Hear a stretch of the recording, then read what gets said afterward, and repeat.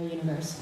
Okay, thank you very much. And actually, so I changed the title. My original title was Impression as a Proof of String Theory. And because it may look a bit quite different from the original title, but you will see that what I meant. And the reason why I changed the title is I decided to concentrate on a part of it. All right, so this is today what I'm going to talk about is what I worked with Takahiro Tanaka from Kyoto University in last year, and also the one which we newly submitted to. Okay, so the title might be a bit scaring, but what I'm going to talk about is probably, even if you have not worked on inflation, probably you might have heard about it, but I just put in a different terminology. So today, in quite general models of inflation, so we know that when we consider the large-scale limit, which is incorrect, then in quite general models of inflation, we find that there are some universal properties. For instance, like the consistency relation, which is more generally called soft theorem. And also, we know that in some broad models of inflation, that when the fluctuation exceeds the Hubble scale, then it started evolving in time. And also, well, this is a bit complicated, but we know that when we naively calculate the correlators, we find that the root corrections can be divergent due to the infinite contributions, but when we calculate some other quantities, and that infinite enhancement is cancelled. But this is only for the some certain class of models, but we also know that in some other models, those properties does not hold. And so far, what we have done is what has been done is just doing case studies. So let's take this model, and we find the consistency relation and the time conservation of zeta. But in some other model, we don't find it. And is it possible to analyze, to study those properties in more, the systematic way? So more specifically, what is the necessary conditions of these, universal properties which hold in the quite general single field models? So that's my motivation. So just for those who are not familiar with soft theorem, the most probably the well-known soft theorem is called Weinberg's soft theorem, which was shown a long time ago, that describes the scattering of the gauge fields like gravitons or the photons, that connects two different diagrams. One contains soft legs, and when we remove one of the soft legs, then it may be quite different, but those two diagrams, the scattering amplitude of those two diagrams are related in a simple relation. And in cosmology, what is more familiar is the so-called consistency relation, which was first derived in Mardosena and afterwards by many other people. So that also relates the endpoint function with a single soft leg to n-1 point function where the soft leg is removed. All right, so what I want to show in my talk is those three universal properties are guaranteed when the locality condition holds. Locality has two broad meanings.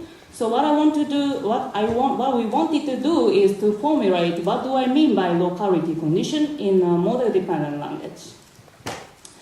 So this looks like quite a formal argument, but it has some important application. So that's the reason why I put the title like that. So it might not be a quite natural model according to the model building perspective. However, in case the energy scale of inflation is close to the string scale, then it may have a lot of the imprints in our universe. For instance, during inflation, there will be a lot of the excitation which are left over of the string theory. So if that kind of degrees of freedom are coupled with inflaton sector, then according to the current observations such as CMB observation or large-scale structure observation, we will see the imprint of those particles. That would strongly suggest that in the R universe might be described in terms of string theory. So in this perspective, 2 years ago there was an important work by Alkan Hamedo and Mark Sena. So they computed given that there is the massive field which have spin 2 or the higher spin, which are coupled with inflaton sector, then that can leave the bispectrum which have angular dependence. So usually when we consider the inflation model where only exists which only contains a scalar degree of freedom, the local type non-gaussianity is described. Local type means there are the ratio between the small wave number and the large wave number is quite small. So when we consider that case, then that is the amplitude is described by only the magnitude of those wave numbers. But if there are higher spin particles, because of the difference of the interaction formed, then that can leave the angular dependent local type non-gaussianity. So it has been also shown that if there is such a angular dependent local type non-gaussianity, then that can give after solving the later gravitational evolution, we find that the scale dependent bias in the galaxy's intrinsic alignment and galaxy shape.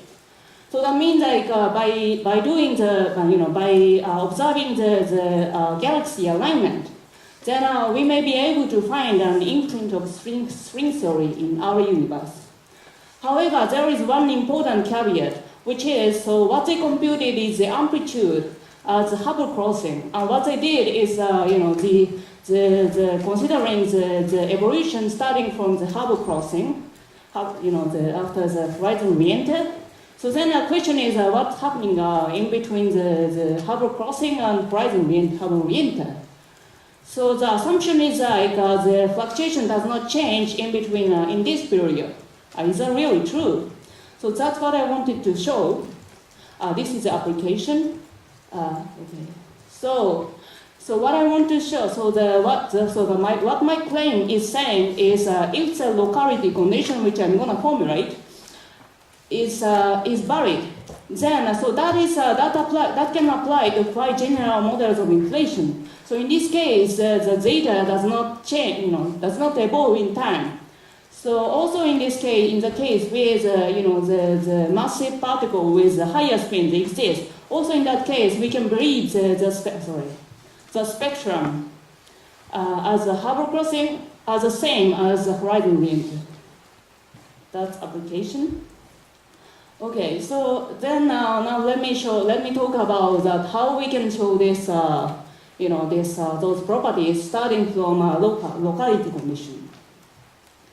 So probably intuitively it is somehow obvious that those properties are guaranteed from locality, because for instance what the conservation of zeta is saying is nothing happens after the Hubble crossing. So locality means there is no long range correlation in space.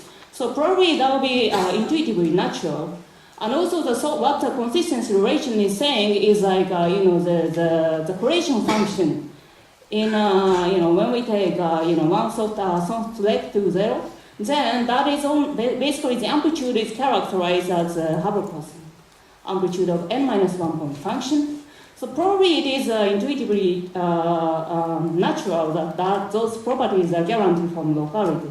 But as I said, the motivation is to formulate what do I mean by locality. So in order to do that, let me first introduce one terminology, which is large gauge transformation, which is the definition is among gauge transformation when we send the spatial space-time coordinates to infinity. Even in this limit, the transformation does not approach to unity. That is so-called large gauge transformation. So in our current setup, the important large gauge transformation is the dilatation. So which changes like that. The reason why it is important is it shifts the curvature perturbation, the homogeneous part of the curvature perturbation like that. And I'm not going to talk about it, but the same, exactly the same argument applies also for the tensor perturbation. Just considering different type of large gauge transformation, which is like a Sear transformation. All right. So here, what I meant by large gauge transformation is like a spatial infinity, to be clear. So, and the classical action for zeta and the gravitational waves are invariant under those large gauge transformations. All right. So then, well, according to the QFT textbook, we can define the natal charge for dilatation.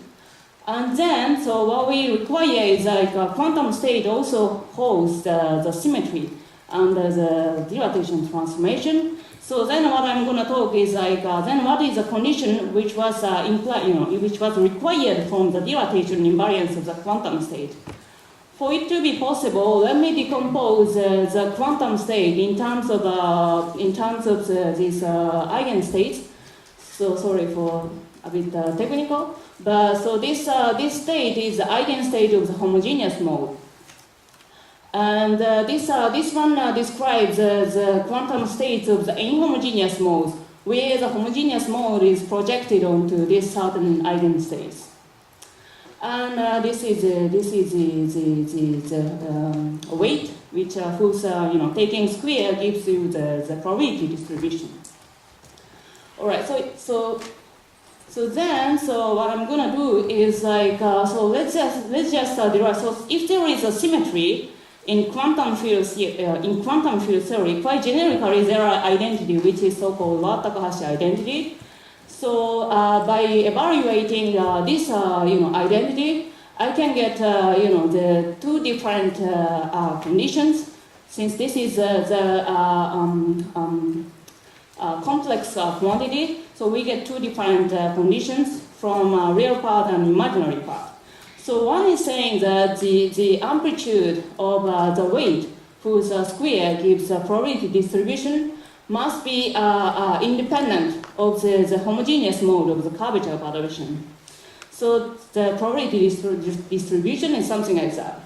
So it is not anything tricky because, so imagine that the scale invariant Gaussian distribution, then the power spectrum is given by like that. So that means like when we send k to 0, then the variance becomes divergent. So then the distribution must be like that. So what it is saying is that non-perturbatively, this the probability distribution has to be flat to preserve the dilatation invariance of the quantum states. And another condition is more non-trivial, which is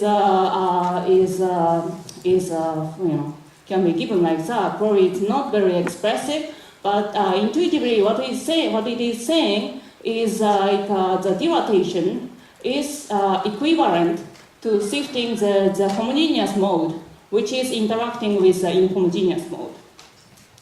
So this is a condition which are required from the dilatation invariance of the quantum states. And now the locality condition. So now I can describe what do I mean by locality condition. Locality condition is like we can extend this condition for the homogeneous mode to inhomogeneous mode smoothly. So which is what it is saying is like let me consider inhomogeneous dilatation with whose parameter varies in the scale of KL. Then the inhomogeneous dilatation is equivalent to changing the soft mode whose wave number is non-zero to as additive constant. So in a way, this is like the Weinberg proposed. Okay, thanks. Proposed the definition of a derivative mode, requesting that we can extend the gauge transformation to the physical distribution, which has appropriate follow for the spatial infinity. So this is kind of the quantum version of the Weinberg's the condition for adiabatic modes. All right. So okay, maybe I should skip. So so then so what we find is like when this condition. So as you see, so this describing this condition, I didn't have to specify what is the system is, or what is the Lagrangian is. Just when this condition holds, then what we have to calculate is this quantity in two different ways. So one is operating this, I forgot to say, but this is a generator of the inhomogeneous dilatation. What we have to do is to evaluate this quantity in two different ways. And one is operating on the state, and the other taking the variation under this inhomogeneous dilatation. Then we find the consistency relation, and we can quite easily extend to the more general case where these are the operator of the short modes are more general operators. What we have to know is just this operator, how the operator transforms under the dilatation. And then by computing this quantity in two different ways, I get the consistency relation. So in deriving this, in computing this expression, I saw that this locality condition was crucial. All right, so this contains some generalization of, for instance, as I said, the operator of the short mode can be quite general. And also, it can contain the non-perturbative contributions of short mode. And also, okay, so let me skip. Right. And then, so as I said, if the locality condition holds, we can show the consistency relation. And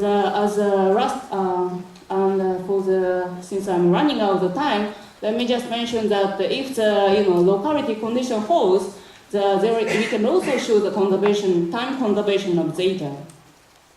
So just to state what is the claim.